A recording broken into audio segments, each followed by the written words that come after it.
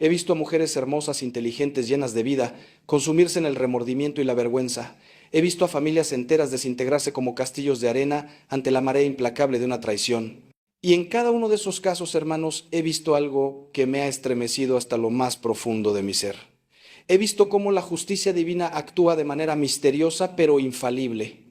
No siempre es inmediata, no siempre es evidente, pero siempre, siempre llega, porque Dios no es indiferente al dolor que causamos. Dios no es indiferente a las lágrimas de un cónyuge traicionado, al corazón roto de los hijos que ven a sus padres separarse, a la destrucción de lo sagrado que es el matrimonio. Y cuando hablo de justicia divina no me refiero a un Dios vengativo que espera para golpearnos. No, me refiero a un Dios que es Padre, que es amor, pero que también es justicia y que permite que las consecuencias naturales de nuestros actos nos alcancen para que podamos aprender, para que podamos volver a Él. Hace algunos años, un hombre vino a mi despacho. Era un empresario exitoso, tenía una familia hermosa, una esposa fiel que había dedicado 25 años de su vida a construir un hogar, pero él había caído en la tentación. Una relación en el trabajo comenzó como algo inocente, como siempre comienzan estas cosas, y terminó destruyendo todo lo que había construido. Cuando me contaba su historia, lloraba como un niño. Me decía, Padre Ángel, yo no sé qué me pasó. Yo no sé cómo llegué a esto. Pensé que podía controlar la situación. Pensé que nadie saldría herido. Y yo le miré a los ojos y le dije, hijo, lo que te pasó es que olvidaste que Dios te ve. Olvidaste que cada acto tiene consecuencias. Olvidaste que el matrimonio no es un contrato que puedes romper cuando te convenga, sino un sacramento que sellaste delante de Dios. Ese hombre perdió su familia, perdió la confianza de sus hijos, perdió su reputación y lo más doloroso, perdió la paz.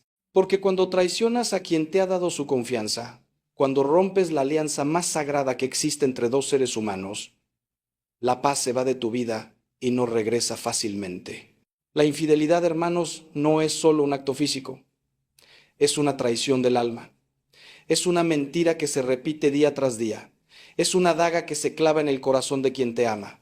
Y lo más terrible es que muchos la justifican. Dicen, es que mi matrimonio ya no funcionaba. Dicen, es que ya no sentía amor. Dicen, es que encontré a alguien que me entiende. Pero yo les pregunto, ¿desde cuándo nuestros sentimientos son la medida de lo que está bien y lo que está mal? ¿Desde cuándo nuestros deseos son más importantes que nuestros compromisos? ¿Desde cuándo nuestra búsqueda de felicidad justifica destruir la felicidad de otros? La cultura moderna nos ha vendido una mentira peligrosa, que la felicidad es el fin último de la vida, que tenemos derecho a perseguir nuestros deseos sin importar a quién lastimemos en el camino. Pero Cristo nos enseñó algo muy diferente. Cristo nos enseñó que la vida no se trata de buscar nuestra felicidad, sino de entregarnos por amor, de cargar nuestra cruz, de morir a nosotros mismos para que otros puedan vivir. Hoy quiero que entendamos juntos cómo actúa la justicia divina en el caso de la infidelidad. Quiero que veamos las consecuencias reales, concretas, que he presenciado una y otra vez en mi ministerio. Pero también quiero que veamos la esperanza, porque incluso en el pecado más oscuro, incluso en la traición más dolorosa, Dios ofrece un camino de vuelta. Así que les pido que me acompañen en este recorrido, que abran su corazón, que se dejen tocar por la verdad, aunque duela, porque solo la verdad nos hace libres y solo cuando enfrentamos nuestros pecados con honestidad podemos encontrar la sanación que tanto necesitamos. Cuando hablamos de justicia divina, hermanos, debemos entender primero qué es lo que Dios considera como el plan original para el matrimonio. Desde el principio, desde el Génesis, Dios diseñó el matrimonio como una unión indisoluble. Por eso dejará el hombre a su padre y a su madre y se unirá a su mujer y serán los dos una sola carne. Una sola carne. No dos personas que viven juntas mientras les convenga. No dos individuos que mantienen su independencia total. Una sola carne. Esto significa que cuando dos personas se unen en matrimonio, se forma algo nuevo, algo sagrado, algo que va más allá de lo que cada uno es individualmente. Es como cuando mezclas dos colores y creas uno nuevo. Ya no puedes separarlos completamente sin destruir lo que se creó. Esta unión no es simplemente una construcción social o cultural. Es un sacramento, es decir, un signo visible de una realidad invisible. El matrimonio es la imagen del amor de Cristo por su iglesia. San Pablo lo dice claramente en la carta a los Efesios: este misterio es grande y yo lo refiero a Cristo y a la iglesia. Cuando un hombre y una mujer se casan en la iglesia, no están simplemente firmando un documento legal o haciendo una fiesta bonita. Están entrando en una realidad espiritual profunda, están participando en el amor mismo de Dios. Por eso la infidelidad no es solo un problema entre dos personas, es una ofensa contra el plan divino, contra el orden sagrado que Dios estableció desde el principio de la creación. Y aquí es donde muchos se confunden. Piensan que Dios castigará la infidelidad con rayos y truenos, con enfermedades o desgracias inmediatas, pero la justicia divina no funciona así. Dios no necesita intervenir directamente para castigar la infidelidad, porque la infidelidad lleva en sí misma su propio castigo. Es como cuando alguien se lanza de un edificio, no es que Dios lo castigue haciéndolo caer, es que la ley de gravedad que Él estableció actúa naturalmente. Del mismo modo, cuando rompemos las leyes morales que Dios inscribió en nuestro corazón y en el orden de la creación, las consecuencias vienen naturalmente. La traición genera desconfianza, la mentira destruye la intimidad, el engaño construye muros donde antes había puentes. No es que Dios esté esperando para golpearnos, es que Él respeta nuestra libertad y permite que experimentemos las consecuencias de nuestras elecciones. He conocido a muchas personas que me dicen: Padre, pero si Dios es amor, ¿por qué permitiría que sufriéramos tanto por un error? Y yo les respondo: precisamente porque Dios es amor, no puede ser indiferente al pecado. El verdadero amor no es permisivo, no es ciego, no dice haz lo que quieras y no pasará nada. El verdadero amor es exigente, es responsable, es honesto, un padre que ama a su hijo. No le permite hacer cualquier cosa, sino que lo corrige, lo guía, lo disciplina cuando es necesario. Del mismo modo, Dios, que es nuestro Padre perfecto, permite que sintamos el peso de nuestras malas decisiones, no para destruirnos, sino para hacernos despertar, para hacernos volver al camino correcto, para salvarnos de una destrucción mayor. El plan de Dios para el matrimonio incluye fidelidad, compromiso, entrega total, sacrificio mutuo y sobre todo amor verdadero. No el amor de las películas románticas que dura mientras hay sentimientos intensos, sino el amor cristiano que San Pablo describe en la primera carta a los Corintios. El amor es paciente, es bondadoso, no tiene envidia, no es jactancioso, no se enorgullece, no se comporta con rudeza, no es egoísta, no se enoja fácilmente, no guarda rencor. Este es el amor que sostiene un matrimonio. Este es el amor que trasciende las dificultades, las crisis, los momentos de sequedad. Y cuando este amor se rompe por la infidelidad, cuando se traiciona este compromiso sagrado, no solo se daña a dos personas, se rompe algo en el tejido mismo de la realidad espiritual. Se abre una herida en el orden que Dios estableció, y esa herida tiene consecuencias que van mucho más allá de lo que podemos imaginar. La primera consecuencia de la infidelidad, hermanos, es la destrucción de la confianza. Y déjenme decirles algo que he aprendido en todos estos años de ministerio: sin confianza no hay relación posible. La confianza es el fundamento sobre el cual se construye todo lo demás. Es el terreno firme donde se plantan las raíces del amor, del respeto, de la intimidad. Cuando una persona es infiel, no solo comete un acto de traición física, sino que destruye este fundamento. Es como si quitara los cimientos de una casa. Todo lo que había construido encima se desmorona inevitablemente. He visto matrimonios que intentan continuar después de una infidelidad, y aunque es posible reconstruir con mucho trabajo, oración y gracia de Dios, la realidad es que muchas veces esa confianza nunca vuelve a ser la misma. He escuchado esposas que me dicen: Padre, cada vez que mi marido llega tarde del trabajo, cada vez que suena su teléfono, cada vez que sale de viaje, mi mente se llena de dudas, de sospechas, de imágenes que me torturan. He escuchado esposos que me confiesan: ya no puedo creer en sus palabras, ya no puedo entregarme completamente. Siempre hay una parte de mí que está en guardia, que tiene miedo de volver a ser herido. Esta es la justicia divina en acción, hermanos. No es que Dios esté castigando directamente, sino que permite que experimentemos las consecuencias naturales de romper algo sagrado. La confianza es como un espejo finísimo, hermosamente pulido. Cuando se rompe, aunque lo pegues con el mejor pegamento del mundo, las grietas siempre se verán. Siempre habrá líneas que recuerden la ruptura, que distorsionen la imagen que antes era perfecta. Y esta destrucción de la confianza no afecta solo a la pareja. Los hijos lo perciben. Aunque los padres piensen que están ocultando bien las cosas, los niños tienen una sensibilidad especial para detectar cuando algo no está bien. He visto niños que desarrollan ansiedad, inseguridad, problemas de conducta, precisamente porque en su hogar Se respira un ambiente de desconfianza y tensión. Los hijos aprenden sobre el amor, sobre las relaciones, sobre el compromiso, observando a sus padres. Y cuando ven que papá o mamá traicionó la confianza del otro, aunque no entiendan completamente lo que sucedió, algo se quiebra en su manera de ver el mundo. Aprenden que las promesas se pueden romper, que los compromisos no son para siempre, que la persona que dice amarte puede traicionarte en cualquier momento. ¿Se dan cuenta de la gravedad de esto? ¿Entienden por qué hablo de maldición? Porque las consecuencias de la infidelidad trascienden a la pareja y afectan a generaciones enteras. Pero hay algo aún más profundo que quiero que entiendan. La infidelidad no solo destruye la confianza hacia el otro, sino que también destruye la confianza en uno mismo. He conocido a personas infieles que me dicen, padre, yo no me reconozco, yo nunca pensé que sería capaz de hacer algo así. Yo siempre me consideré una persona de principios, una persona honesta, y ahora me veo en el espejo y no sé quién soy. Cuando traicionas tus propios valores, cuando actúas en contra de lo que sabes que está bien, algo se rompe en tu interior. Empiezas a dudar de tu propia capacidad de ser fiel, de ser consistente, de ser la persona que quieres ser. Y esta pérdida de confianza en uno mismo es devastadora porque afecta todas las áreas de tu vida.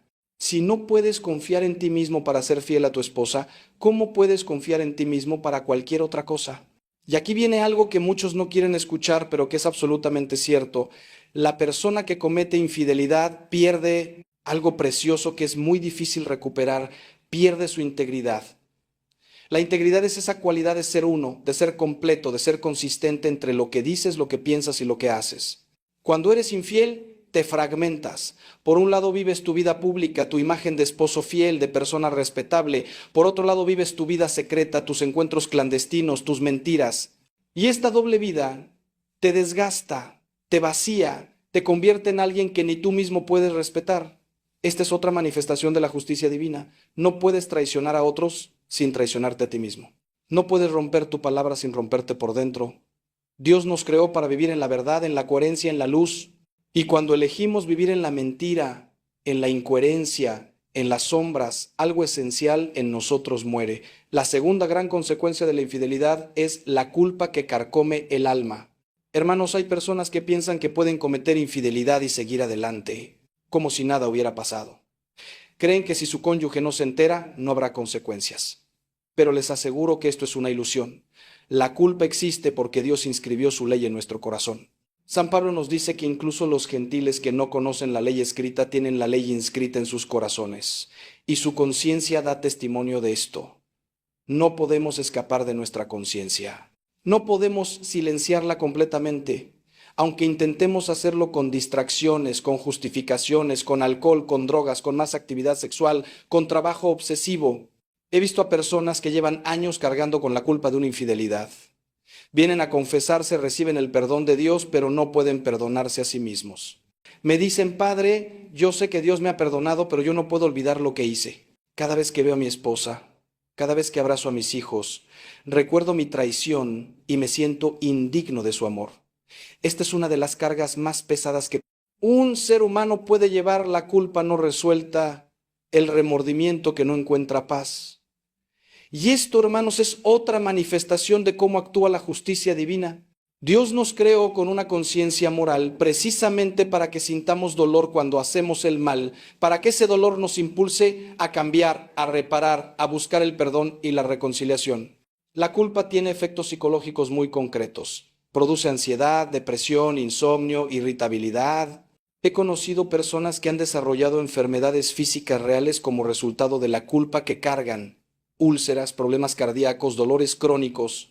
No es que Dios les esté enviando estas enfermedades como castigo, es que el cuerpo y el alma están tan íntimamente conectados que cuando el alma sufre, el cuerpo también lo manifiesta. Los salmos están llenos de referencias a esto. El salmista dice, mientras callé, se envejecieron mis huesos en mi gemir todo el día, porque de día y de noche se agravó sobre a mí tu mano.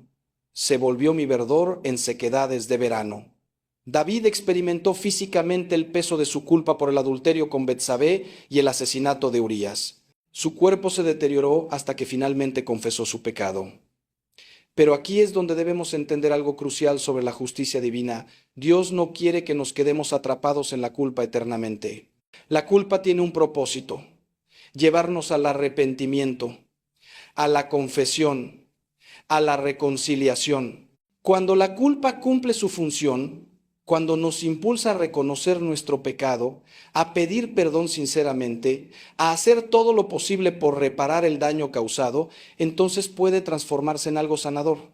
Pero cuando nos negamos a enfrentar nuestra culpa, cuando la reprimimos, cuando la justificamos o la minimizamos, entonces se convierte en un veneno que destruye nuestra alma lentamente. He visto a personas que eligieron el camino del arrepentimiento genuino y encontraron paz, aunque el proceso fue doloroso.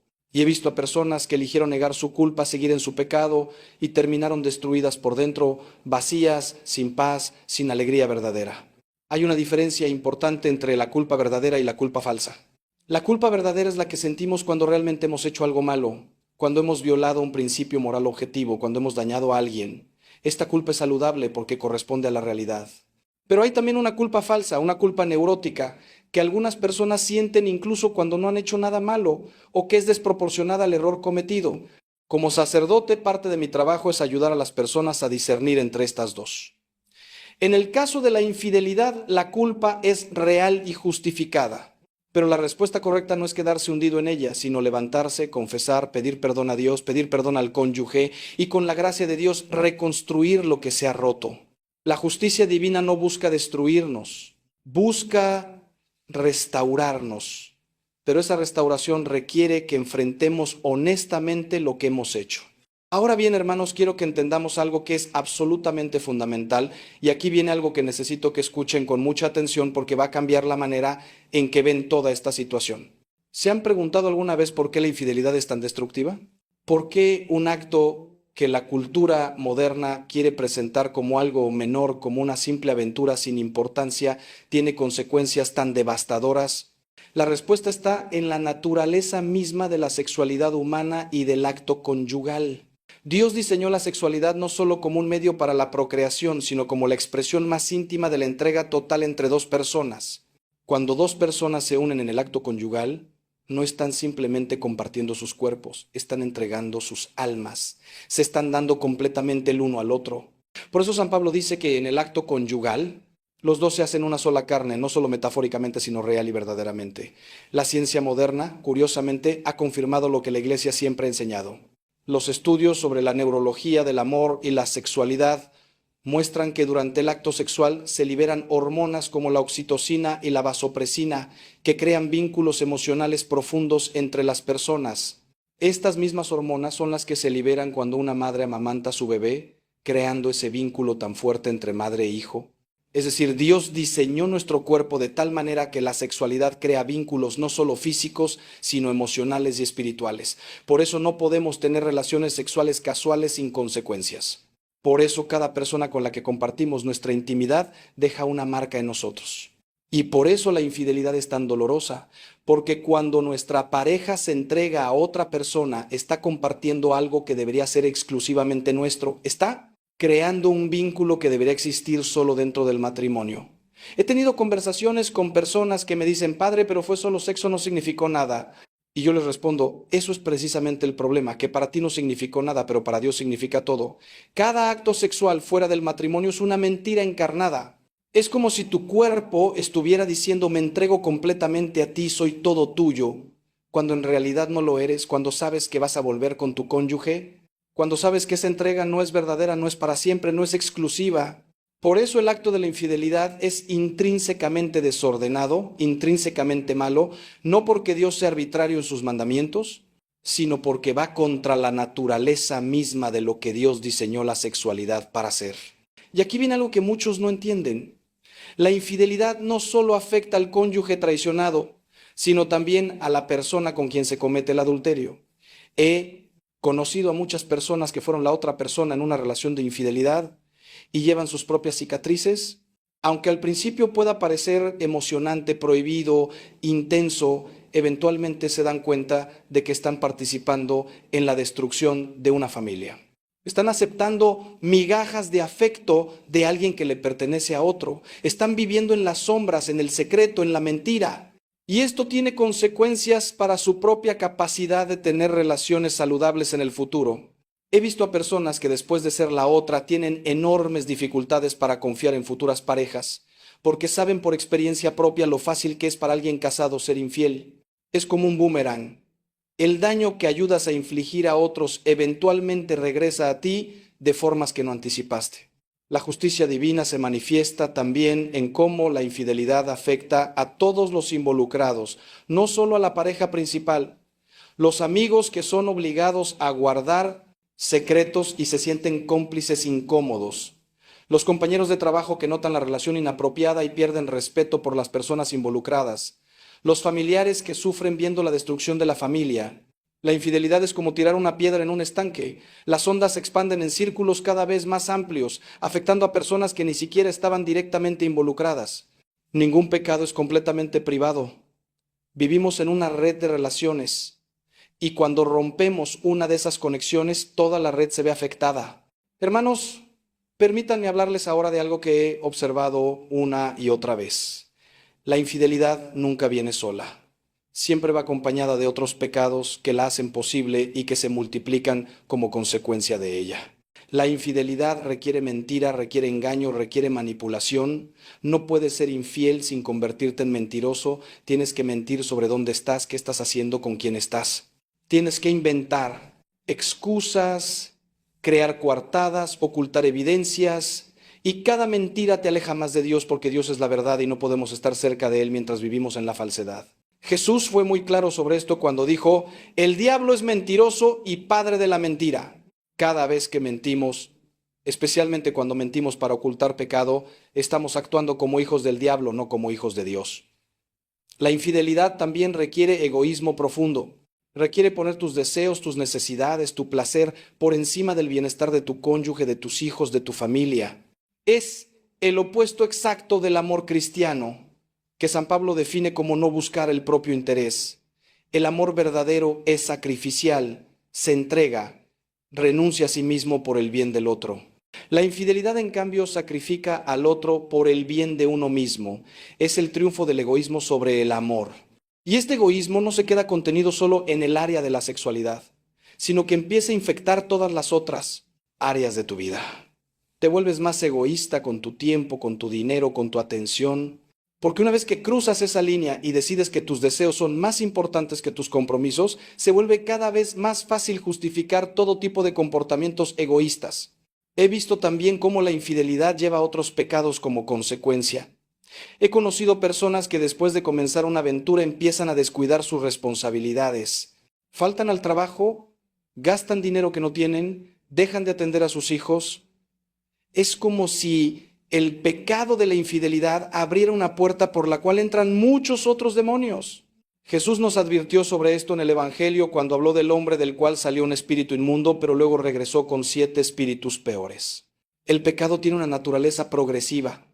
Si no lo detenemos, si no nos arrepentimos, tiende a crecer, a multiplicarse, a llevar a pecados cada vez más graves. Por eso la Iglesia siempre nos ha enseñado que debemos estar vigilantes, que debemos cortar el pecado de raíz antes de que crezca y se convierta en algo incontrolable. Y aquí viene algo que es tremendamente importante y que debemos entender si queremos realmente comprender cómo actúa la justicia divina. Cada pecado que cometemos no solo nos afecta a nosotros en el momento, sino que crea en nosotros una inclinación, una tendencia a repetir ese pecado. Los teólogos lo llaman vicio. Cuando cometemos infidelidad una vez, se vuelve más fácil cometerla de nuevo. Es como un surco que se va haciendo más profundo en la tierra cada vez que pasa el agua. La primera vez que traicionas a tu cónyuge, tu conciencia grita fuertemente. La segunda vez grita un poco menos. La tercera vez ya has aprendido a ignorar esa voz y eventualmente llegas a un punto donde puedes pecar sin sentir casi nada, donde tu conciencia se ha endurecido tanto que ya no te advierte del peligro. Esto es aterrador, hermanos, porque cuando llegamos a ese punto estamos en un peligro espiritual gravísimo. La justicia divina permite que experimentemos esta esclavitud progresiva al pecado porque sólo así podemos entender nuestra necesidad desesperada de Dios. Mientras pensemos que podemos controlar nuestro pecado, que podemos jugar con el fuego sin quemarnos, no buscaremos seriamente la gracia de Dios. Pero cuando caemos tan bajo que nos damos cuenta de que no podemos levantarnos por nuestras propias fuerzas, cuando experimentamos la esclavitud del pecado en toda su amargura, entonces finalmente estamos listos para clamar a Dios con sinceridad. Señor, sálvame, porque yo solo no puedo. Y es precisamente en ese punto de quiebra, en ese punto de rendición total, donde la gracia de Dios puede entrar con toda su fuerza y comenzar la verdadera sanación. Ahora, hermanos, quiero que reflexionemos juntos sobre algo que es absolutamente crucial y que cambiará completamente su perspectiva sobre este tema.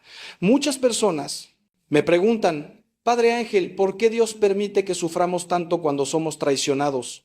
Si Dios es bueno, ¿por qué no impide que nuestro cónyuge nos sea infiel? Esta pregunta revela una incomprensión profunda sobre cómo funciona el amor de Dios y la libertad humana. Verán, Dios nos creó libres. La libertad no es solo una característica accidental del ser humano, es algo esencial a nuestra dignidad.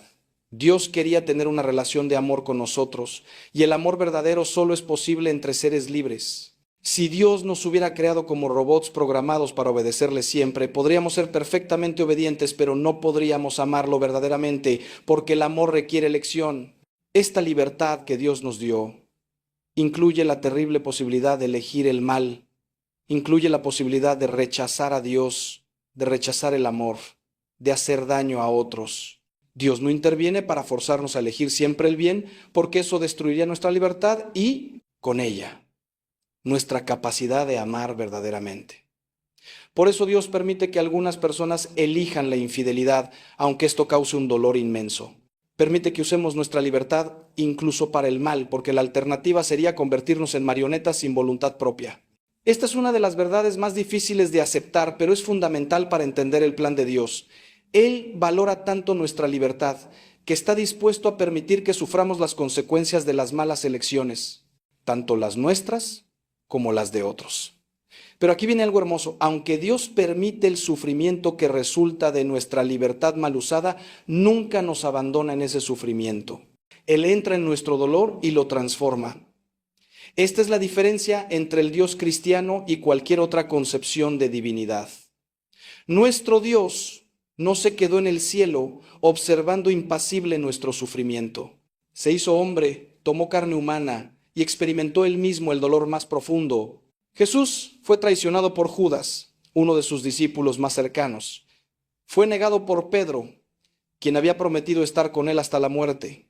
Conoce la traición desde dentro. Y en la cruz experimentó el abandono, la soledad, el dolor físico y espiritual más intenso que un ser humano puede experimentar.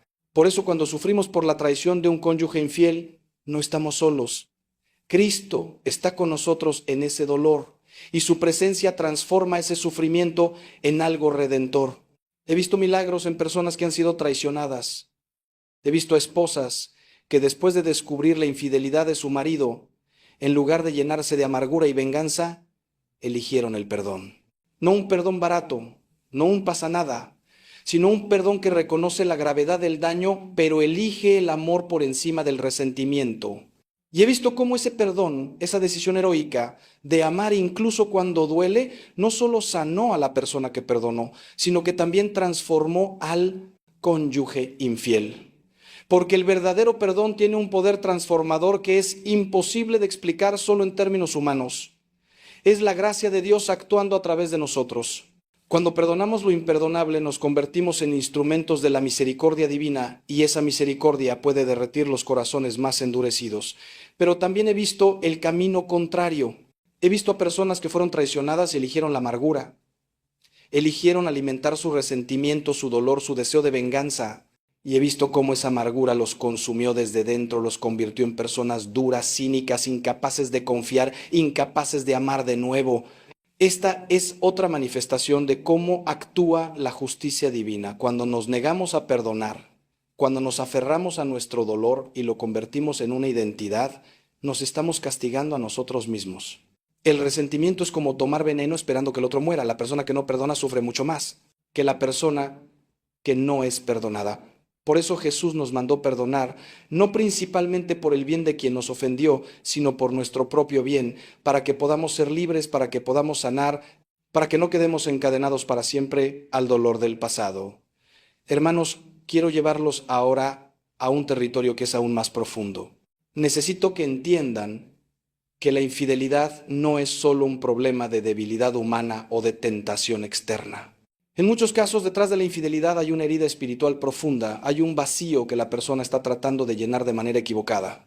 He conocido a hombres que fueron infieles porque estaban buscando afirmación, buscando sentirse deseados, sentirse jóvenes de nuevo. He conocido a mujeres que fueron infieles porque se sentían ignoradas, no valoradas, emocionalmente abandonadas en su matrimonio. No estoy justificando la infidelidad, nunca, pero sí estoy diciendo que si queremos entender realmente este problema, tenemos que ir más allá de la superficie. Tenemos que entender las raíces profundas de donde nace la tentación. En el fondo, toda infidelidad es un intento equivocado de satisfacer una necesidad legítima de manera ilegítima. Todos necesitamos amor, afirmación, intimidad, conexión. Estas son necesidades que Dios puso en nosotros. El problema no son las necesidades, el problema es dónde buscamos satisfacerlas.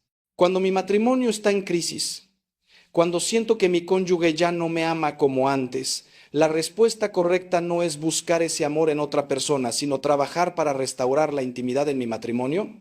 O si eso no es posible, buscar mi plenitud en Dios.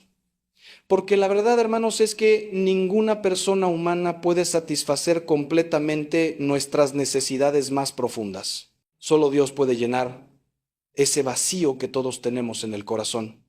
San Agustín lo dijo de manera perfecta: nos hiciste, Señor, para ti, y nuestro corazón está inquieto hasta que descanse en ti.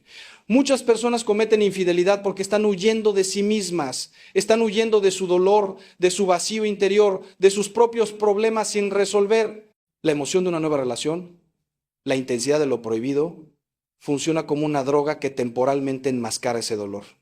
Pero es solo temporal. Eventualmente, cuando la novedad se desvanece, cuando la realidad se impone, descubren que no solo no han resuelto sus problemas originales, sino que han creado problemas mucho peores. Es como alguien que tiene una herida infectada y en lugar de tratarla se pone una venda bonita encima. La venda puede ocultar la herida por un tiempo, pero la infección sigue creciendo debajo y eventualmente causará un daño mucho mayor. Por eso una de las cosas que siempre aconsejo a las parejas es que trabajen en su matrimonio constantemente, que no esperen a que haya una crisis para buscar ayuda, que cultiven su intimidad emocional y espiritual, no solo la física, que hablen sobre sus necesidades, sus miedos, sus frustraciones, que oren juntos, porque la pareja que ora junta permanece junta. Muchos matrimonios llegan a mi oficina cuando ya están al borde del abismo, cuando ya se ha cometido la infidelidad, cuando ya el daño es casi irreparable. Y aunque Dios puede hacer milagros incluso en las situaciones más desesperadas, es mucho mejor prevenir que curar. Es mucho mejor construir un matrimonio fuerte desde el principio, un matrimonio donde ambos cónyuges se sientan amados, valorados, escuchados, donde la tentación de buscar fuera lo que deberían encontrar dentro sea mucho menor. Y aquí necesito decir algo que es controversial pero absolutamente verdadero. En muchos matrimonios donde ocurre infidelidad, aunque la responsabilidad del pecado recae completamente sobre quien fue infiel, a menudo hay problemas previos en la relación que crearon el contexto donde la tentación fue más fuerte. No estoy diciendo que el cónyuge traicionado tenga culpa de la infidelidad, nunca. Pero sí estoy diciendo que a veces hay negligencia emocional, falta de intimidad, problemas de comunicación no resueltos que debilitan el matrimonio y lo hacen más vulnerable. Si queremos prevenir la infidelidad, no basta con decir no lo hagas porque es pecado. Tenemos que construir matrimonios sanos, donde ambos cónyuges encuentren satisfacción emocional, espiritual y física, donde el amor se renueve constantemente, donde la amistad sea profunda, donde el respeto mutuo sea la norma. Este es el mejor antídoto contra la infidelidad. Hermanos, hemos llegado a un punto en esta reflexión donde necesito que escuchen con toda atención lo que voy a decirles ahora, porque esto podría ser lo más importante de todo lo que hemos hablado hasta el momento. La justicia divina no es solo punitiva, no es solo castigo. La justicia de Dios siempre está al servicio de su amor. Siempre busca la restauración, la sanación, la redención. Cada consecuencia dolorosa que experimentamos por nuestro pecado tiene un propósito: despertarnos, hacernos volver a Dios, llevarnos al arrepentimiento verdadero. Dios nunca nos castiga por resentimiento o venganza. Nos disciplina como un padre amoroso disciplina a su hijo, no porque disfrute verlo sufrir, sino porque lo ama demasiado como para dejarlo destruirse a sí mismo. La parábola del hijo pródigo es la ilustración perfecta de esto. El hijo menor tomó su herencia y se fue a un país lejano donde la desperdició en vida licenciosa. La Biblia no especifica exactamente qué hizo, pero podemos imaginar que incluía todo tipo de inmoralidad sexual, incluida posiblemente la infidelidad si estaba casado. ¿Y qué pasó? Perdió todo. Terminó tan bajo que estaba comiendo la comida de los cerdos. Esa era la justicia divina actuando. Las consecuencias naturales de sus malas decisiones lo llevaron al punto más bajo posible. Pero fue precisamente en ese punto bajo donde volvió fue en el fondo del pozo donde finalmente despertó y se dio cuenta de lo que había perdido.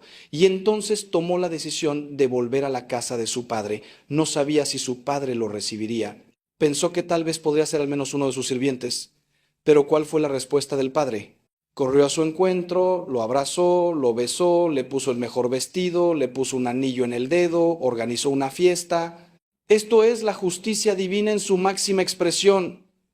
Es estricta con el pecado, pero infinitamente misericordiosa con el pecador arrepentido.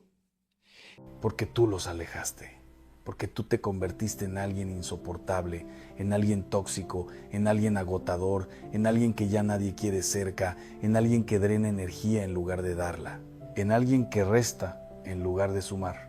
Y antes de que cierres este video indignado, antes de que digas, este cura no sabe nada, este cura nunca ha tenido amigos, este cura no entiende mi situación, antes de que te pongas en modo víctima, diciendo que tus amigos son falsos, que te traicionaron, que te abandonaron sin razón, que no valoraron todo lo que hiciste por ellos, escúchame, dame 15 minutos, dame una oportunidad, porque lo que voy a decirte puede cambiar tu vida, puede ayudarte a entender que salió mal, puede ayudarte a ver tus errores, puede ayudarte a recuperar esas amistades si todavía hay tiempo, o al menos a no cometer los mismos errores con nuevas personas, a no repetir los mismos patrones que te dejaron solo. Y antes de continuar, si este mensaje está tocando algo profundo en tu corazón, si reconoces que tienes este problema, si sientes esa soledad de la que estoy hablando, te pido que te suscribas a este canal y actives la campanita. Tu suscripción nos permite seguir predicando estas verdades incómodas pero necesarias. Verdades que otros sacerdotes no se atreven a decir porque quieren caerle bien a todos. Verdades que duelen pero que sanan. Verdades que confrontan pero que liberan. Nos ayuda a llegar a más personas que están solas, que perdieron sus amistades, que no entienden por qué, que se sienten abandonadas, que se sienten rechazadas. Entonces suscríbete, comparte este video, ayuda a otros a entender por qué se quedaron solos, ayuda a alguien a no cometer los mismos errores que tú cometiste. Ahora sí, déjame contarte una historia. Hace como 3 meses vino a verme un hombre de unos 35 años, soltero, con buen trabajo, ingeniero de una empresa conocida, bien vestido, buena persona aparentemente, de esas personas que cuando las conoces piensas, este es buen tipo. Se sienta frente a mí y me dice con tristeza, con una tristeza profunda que se veía en sus ojos, en su postura, en su voz quebrada: Padre, me siento solo, terriblemente solo, dolorosamente solo, no tengo amigos. Bueno, tenía un grupo de amigos desde la universidad, éramos 6, éramos muy unidos, hacíamos todo juntos, viajes, fiestas, comidas, deportes, nos veíamos casi todos los fines de semana, éramos como hermanos, o eso pensaba yo. Pero poco a poco se fueron alejando. Primero dejaron de invitarme a algunas cosas, luego a más cosas. Dejaron de llamarme, dejaron de contestar mis mensajes rápido, empezaron a poner excusas cuando los invitaba. Y ahora, Padre, ahora veo en Instagram que siguen juntándose, que siguen siendo amigos, que siguen haciendo viajes, que siguen yendo a comer, que siguen siendo ese grupo, pero sin mí. Y no entiendo qué pasó, qué hice mal, por qué me excluyeron, por qué me sacaron del grupo. Yo era parte de ese grupo y ahora ya no. Y luego me dijo algo revelador, algo que mostraba que él no entendía nada. Me dijo con cierto resentimiento, con amargura, y lo peor, Padre, es que cuando los veo por casualidad en algún lugar, en el súper, en la calle, en alguna fiesta donde coincidimos, me saludan, pero cordial, frío, como obligados, como queriendo irse rápido. Ya no hay esa calidez de antes. ya no hay esa conexión, ya no hay abrazos largos, ya no hay conversación genuina. Solo, hola, ¿qué tal? ¿Cómo estás? Bien, y adiós. Y se van. Y yo me quedo ahí parado, sintiéndome como un extraño, como alguien que ya no importa. Y yo no sé qué hice, Padre. No entiendo por qué me alejaron, siempre fui buen amigo, siempre estuve ahí. ¿Por qué me hicieron esto? Y ahí estaba yo, sentado frente a este hombre que genuinamente no entendía qué había pasado, que se veía a sí mismo como la víctima inocente, como el abandonado injustamente, como el rechazado sin razón, como el amigo leal que fue traicionado por un grupo de falsos. Entonces le hice preguntas, muchas preguntas específicas, preguntas incómodas, y con cada respuesta la verdad se fue revelando, se fue develando, como cuando quitas capas de una cebolla, y la verdad era clara. La verdad era que él, sin darse cuenta, había sido un pésimo amigo. Había hecho cosas que alejan a la gente, había tenido comportamientos que nadie quiere cerca, había sido tóxico sin saberlo, o tal vez sabiéndolo pero sin querer admitirlo. Le pregunté, cuéntame de una reunión típica con tus amigos, ¿cómo era?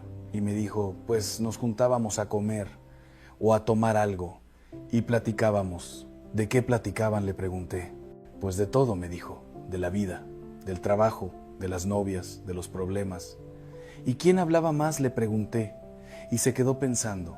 Y luego dijo con cierta incomodidad, pues yo hablaba bastante, es que tenía muchas cosas que contar, muchos problemas en el trabajo, muchas situaciones con mi familia, y ellos me escuchaban. Pero tú les preguntabas a ellos, le dije. Tú les preguntabas cómo estaban ellos, qué les pasaba a ellos, cómo iba su trabajo, su vida, sus problemas, y se quedó callado. Y luego admitió con vergüenza, pues no mucho, la verdad es que yo tenía muchas cosas que hablar. Y ahí estaba el primer problema, pero había más, muchos más. Le pregunté, ¿y cuando ellos te invitaban siempre ibas? Y me dijo, pues no siempre, a veces estaba cansado, a veces no tenía ganas, a veces hacía frío o calor, a veces prefería quedarme en casa. ¿Y cancelabas?, le pregunté.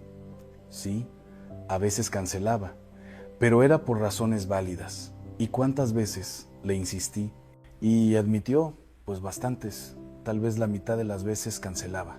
Y le pregunté más. Y cuando salían y había que pagar la cuenta, ¿tú ponías tu parte? Pues a veces no traía efectivo, me dijo. Y ellos pagaban por ti. Sí, me dijo. Pero yo les iba a pagar después. ¿Y les pagaste?, le pregunté. Bueno, algunas veces sí, otras se me olvidó. Es que son cantidades pequeñas, no creo que les importara. Y con cada respuesta, el cuadro se iba completando. Este hombre era egoísta, irresponsable, poco confiable, acaparador, aprovechado, y lo peor es que no lo veía, no lo reconocía. Se veía a sí mismo como la víctima. Y cuando se lo dije, cuando le mostré la verdad con claridad, cuando le expliqué que él había sido un mal amigo, primero se molestó, se puso defensivo, dijo que yo no entendía, que no conocía toda la historia, que sus amigos también tenían la culpa. Pero luego, después de un rato, cuando dejó de defenderse, cuando bajó la guardia, empezó a reconocerlo, empezó a ver que sí, que él había sido el problema, que sus amigos no lo habían abandonado sin razón, que se lo había ganado, que se lo merecía. Y eso, hermanos, es lo que muchos de ustedes necesitan escuchar. Si tus amigos ya no te buscan, si la gente te evita, si te invitan cada vez menos, si te quedaste solo, probablemente es tu culpa. Probablemente hiciste algo, o muchas cosas, cosas que alejaron a la gente, comportamientos que nadie quiere cerca, actitudes que cansan, que agotan, que drenan, y necesitas reconocerlo, necesitas verlo, necesitas aceptarlo, necesitas dejar de hacerte la víctima, necesitas dejar de culpar a otros, porque solo cuando reconoces tu parte, cuando aceptas tu responsabilidad, solo entonces puedes cambiar, solo entonces puedes crecer, solo entonces puedes mejorar. Y ahora déjame decirte exactamente por qué tus amigos ya no te buscan. Voy a darte 10 razones, 10 comportamientos específicos que alejan a la gente, 10 cosas que probablemente estás haciendo sin darte cuenta. o dándote cuenta pero sin querer admitirlo. Y quiero que seas brutalmente honesto contigo mismo mientras escuchas esto. No te justifiques, no pongas excusas, solo reconoce cuántas de estas estás haciendo y comprométete a cambiar. Primera razón por la que tus amigos ya no te buscan, porque todo, absolutamente todo, es sobre ti.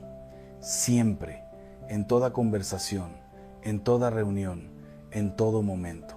Cuando se juntan, tú acaparas la conversación, hablas de ti, de tus problemas, de tu trabajo, de tu vida, de tus dramas familiares, de tus conflictos, de tus logros, de tus planes, de todo lo que te pasa a ti. Y cuando alguien más intenta hablar, cuando alguien más intenta compartir algo de su vida, lo interrumpes. O esperas impaciente, con esa mirada de quiero volver a hablar de mí, a que termine para volver a hablar de ti. No haces preguntas genuinas sobre la vida de otros. No te interesas realmente en sus problemas. No les das espacio para compartir. Solo quieres que te escuchen, que te atiendan, que todo gire alrededor de ti, que seas el centro de atención. Siempre.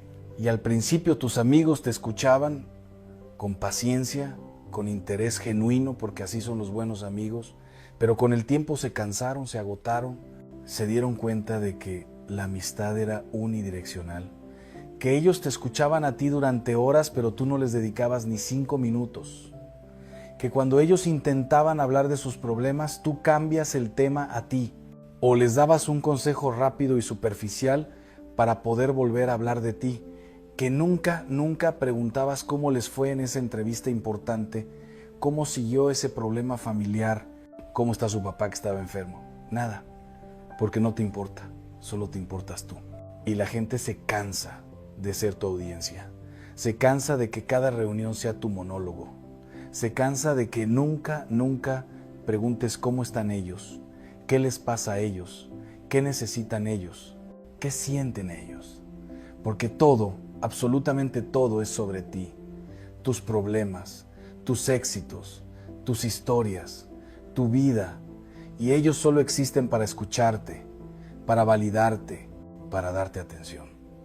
Pero ellos también tienen problemas, también tienen historias, también necesitan ser escuchados, pero contigo nunca pueden, porque tú acaparas todo el espacio. Filipenses 2, 3 y 4 dice claramente: nada hagáis por contienda o por vanagloria, antes bien con humildad, estimando cada uno a los demás como superiores a él mismo, no mirando cada uno por lo suyo propio, sino cada cual también por lo de los otros. No solo por lo tuyo, también por lo de los otros. Pero tú solo miras por lo tuyo, solo hablas de lo tuyo, solo te importas tú y por eso te quedaste solo.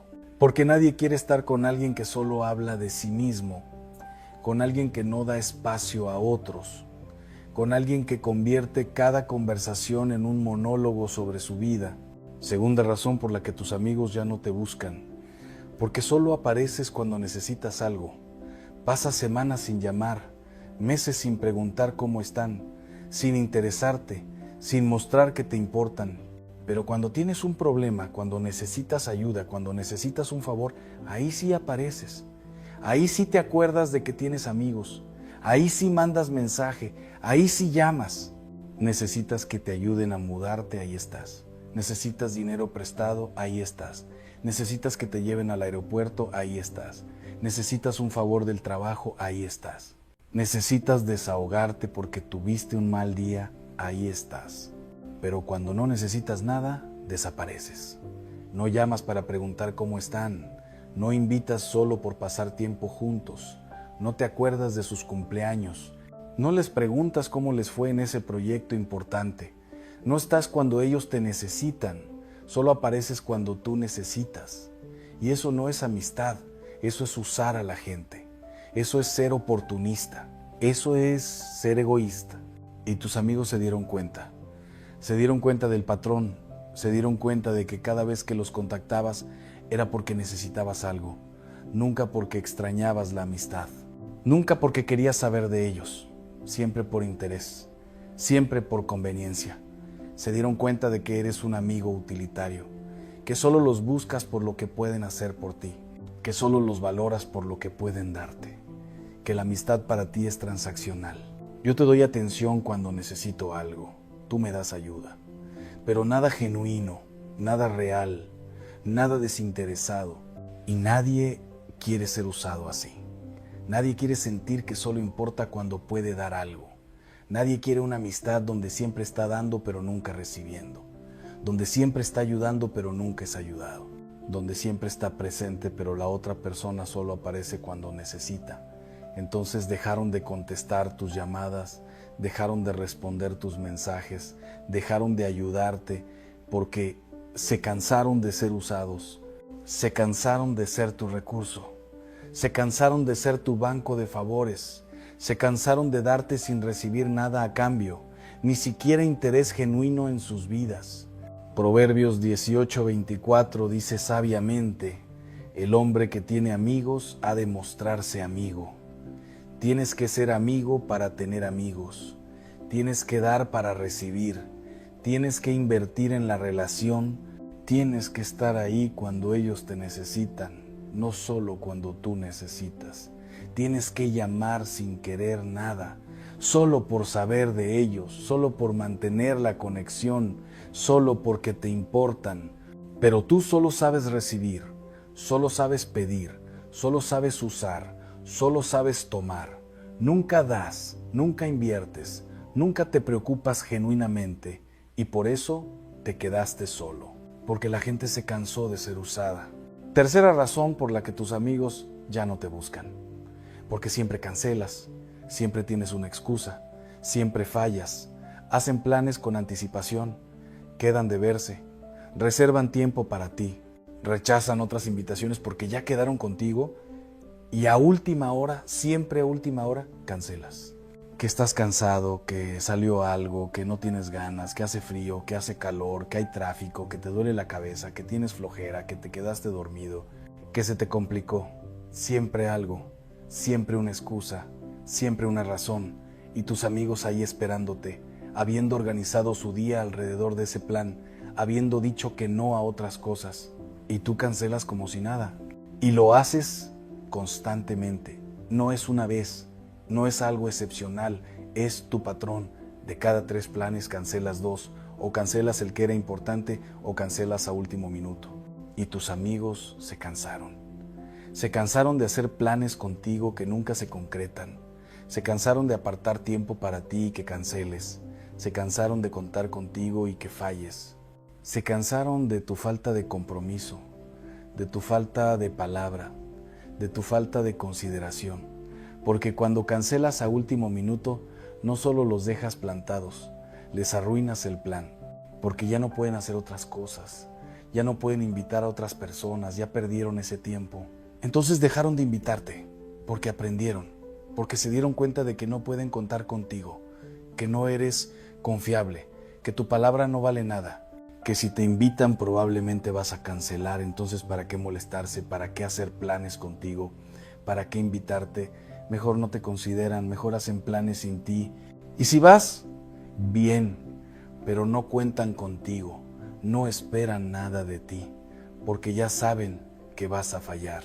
Y cuando ellos hacen planes y no te invitan, cuando los ves en fotos en Instagram haciendo cosas sin ti, te enojas, te quejas, dices que te excluyeron, que te dejaron fuera, que son malos amigos. Pero hermano, tú te excluiste solo, con tus cancelaciones constantes, con tu falta de compromiso, con tu falta de palabra, con tu falta de consideración. Ellos aprendieron que no puedes contar contigo y entonces dejaron de contar contigo. Santiago 5:12 dice con autoridad, que vuestro sí sea sí y vuestro no sea no, que tu palabra valga, que cuando digas que vas, vayas, que cuando te comprometas, cumplas, que cuando prometas, hagas, pero tu palabra no vale nada. Dices que vas y no vas, prometes y no cumples, te comprometes y luego cancelas, y por eso nadie confía en ti, y por eso nadie te invita, y por eso te quedaste solo. Cuarta razón por la que tus amigos ya no te buscan, porque eres negativo, todo el tiempo, de todo, con todo. Nunca tienes algo bueno que decir, siempre te estás quejando, siempre estás criticando, siempre ves el lado malo de todo. Siempre encuentras el problema, siempre predices el desastre, siempre estás de mal humor. Alguien cuenta algo bueno que le pasó, que consiguió un trabajo nuevo y tú lo minimizas. Pero ese trabajo no paga bien. O encuentras el pero, sí, pero vas a tener que trabajar muchas horas. O predices que va a salir mal, ya verás que en 6 meses te vas a querer salir. Alguien está emocionado por algo, por un viaje que va a hacer, y tú le bajas el ánimo. Ese lugar está sobrevalorado. O ten cuidado porque ahí roban mucho. O yo fui y no me gustó. Siempre apagando la emoción de otros. Siempre tirando negatividad. Siempre siendo el aguafiestas. Porque eres así, negativo, pesimista, amargado, quejumbroso, criticón. Y la gente no quiere estar cerca de la negatividad. La gente ya tiene suficientes problemas en su vida, suficiente estrés, suficientes razones para estar mal. Cuando se juntan con amigos quieren reír, quieren divertirse, quieren desestresarse, quieren olvidarse de los problemas por un rato, quieren pasarla bien, pero contigo no pueden, porque tú siempre estás quejándote de tu trabajo, de tu familia, de tu vida, de todo. Siempre estás de mal humor, siempre estás criticando algo o a alguien, siempre estás apagando la alegría de otros con tus comentarios negativos. Entonces prefieren juntarse sin ti, porque sin ti la pasan mejor. Sin ti hay más risa, más alegría, más ligereza, más diversión. Sin ti pueden disfrutar sin que alguien esté constantemente quejándose y criticando. Sin ti pueden celebrar sin que alguien les esté bajando el ánimo.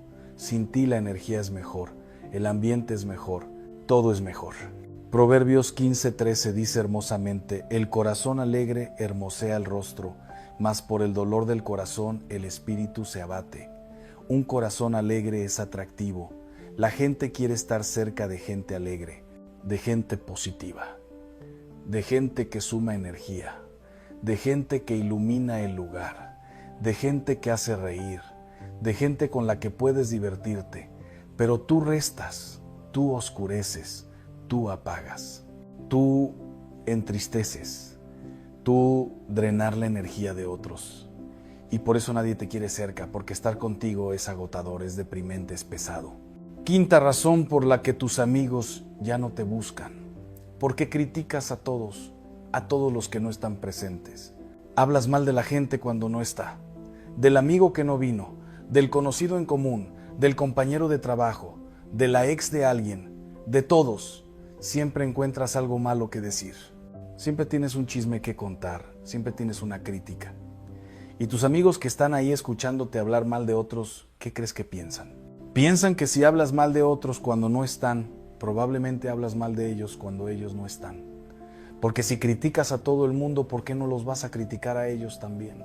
Nadie confía en alguien que constantemente está criticando a otros, porque saben que van a ser los siguientes. Que cuando ellos no estén, tú vas a estar hablando mal de ellos, contando sus secretos, criticando sus decisiones, burlándote de sus problemas. Y nadie quiere estar cerca de alguien así, de alguien chismoso, de alguien que no sabe guardar secretos, de alguien que habla mal de todos. Y poco a poco se fueron alejando, dejaron de contarte cosas personales porque sabían que ibas a contarlas, dejaron de confiarte secretos porque sabían que no los guardas, dejaron de invitarte a cosas porque no querían que luego fueras con otros a hablar mal de lo que pasó, hasta que finalmente te excluyeron completamente, porque mejor estar sin ti que arriesgarse a que traicione su confianza. Proverbios 16:28 dice con claridad absoluta: el hombre perverso levanta contienda y el chismoso aparta a los mejores amigos. El chismoso aparta a los amigos. Eso es exactamente lo que dice la palabra de Dios. Y eso es exactamente lo que te pasó a ti. Tu lengua te dejó solo. Tu crítica constante te alejó de todos. Tu chisme te costó tus amistades. Y ahora te quedaste sin amigos porque nadie confía en ti. Nadie quiere contarte nada. Nadie quiere tenerte cerca, porque saben que vas a hablar, que vas a criticar, que vas a traicionar la confianza. Sexta razón por la que tus amigos ya no te buscan, porque eres competitivo de forma insana, inseguro, envidioso. Cuando a un amigo le va bien, cuando le pasa algo bueno, cuando logra algo, en lugar de alegrarte genuinamente te da envidia. Se te nota en la cara, en tu tono, en tus comentarios. En lugar de celebrarlo, lo minimizas. Ah, pero tuviste suerte. O pero seguro te ayudaron. O pero yo hubiera podido hacer lo mismo si hubiera tenido tus contactos. Nunca puedes simplemente alegrarte por él. Siempre tienes que encontrar la forma de quitarle mérito. O peor, compites. Si él compra un carro, tú inmediatamente empiezas a planear cómo comprar uno mejor. Si él logró un ascenso, tú empiezas a presumir tus logros para no quedarte atrás. Si él cuenta que fue a un restaurante bueno, tú tienes que contar que fuiste a uno mejor. Si él hizo un viaje, tú tienes que contar un viaje más impresionante. Todo es una competencia. Siempre tienes que ser mejor. Siempre tienes que estar por encima. Siempre tienes que ganar. Y eso cansa, eso es agotador, eso es tóxico. Los amigos quieren celebrar juntos. Quieren alegrarse genuinamente por los éxitos de otros sin sentir que es una amenaza. Quieren poder compartir buenas noticias sin que alguien se las opaque. Quieren poder estar felices sin que alguien los esté compitiendo, pero contigo no pueden. Porque tú no te alegras, tú envidias, tú compites, tú tienes que demostrarte superior.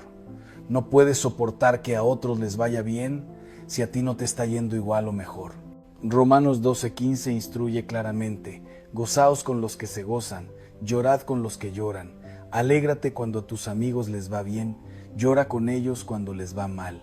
Pero tú no puedes hacer ninguna de las dos. Cuando les va bien, envidias; cuando les va mal, secretamente te alegras porque te hace sentir superior, y eso es horrible, eso es tóxico, eso destruye las amistades. Porque tu inseguridad es tan grande que no puedes celebrar a otros. Tu envidia es tan fuerte que el éxito de otros te duele, y por eso te quedaste solo. Porque nadie quiere estar cerca de alguien que no puede alegrarse por ellos. Séptima razón por la que tus amigos ya no te buscan: porque no respetas límites. Eres intenso, demandante, necesitado, sofocante, quieres atención constante. Mandas mensajes a todas horas del día y de la noche esperando respuesta inmediata. Y si no te contestan en 5 minutos, mandas otro y otro y otro y luego llamas. Y si no te contestan, te enojas, te ofendes, les reclamas. ¿Por qué no me contestas? Te estoy hablando